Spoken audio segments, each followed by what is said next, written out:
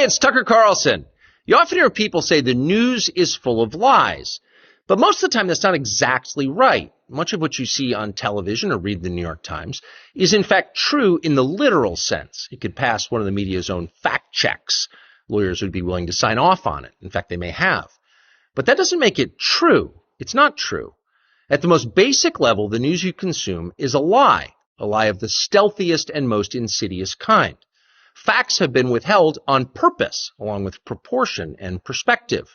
You are being manipulated. How does that work? Let's see. If I tell you that a man has been unjustly arrested for armed robbery, that is not, strictly speaking, a lie. He may have been framed. At this point, there's been no trial, so no one can really say. But if I don't mention the fact that the same man has been arrested for the same crime 6 times before, am I really informing you? No, I'm not. I'm misleading you. And that's what the news media are doing in every story that matters, every day of the week, every week of the year. What's it like to work in a system like that? After more than 30 years in the middle of it, we could tell you stories. The best you can hope for in the news business at this point is the freedom to tell the fullest truth that you can. But there are always limits. And you know that if you bump up against those limits often enough, you will be fired for it. That's not a guess. It's guaranteed. Every person who works in English language media understands that. The rule of what you can't say defines everything. It's filthy, really, and it's utterly corrupting. You can't have a free society if people aren't allowed to say what they think is true.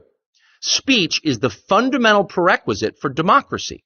That's why it's enshrined in the first of our constitutional amendments. Amazingly, as of tonight, there aren't many platforms left that allow free speech. The last big one remaining in the world, the only one, is Twitter, where we are now. Twitter has long served as the place where our national conversation incubates and develops. Twitter is not a partisan site. Everybody's allowed here, and we think that's a good thing. And yet, for the most part, the news that you see analyzed on Twitter comes from media organizations that are themselves thinly disguised propaganda outlets. You see it on cable news. You talk about it on Twitter. The result may feel like a debate, but actually the gatekeepers are still in charge. We think that's a bad system.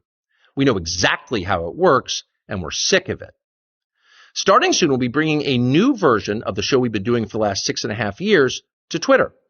We'll be bringing some other things too, which we'll tell you about. But for now, we're just grateful to be here. Free speech is the main right that you have. Without it, you have no others.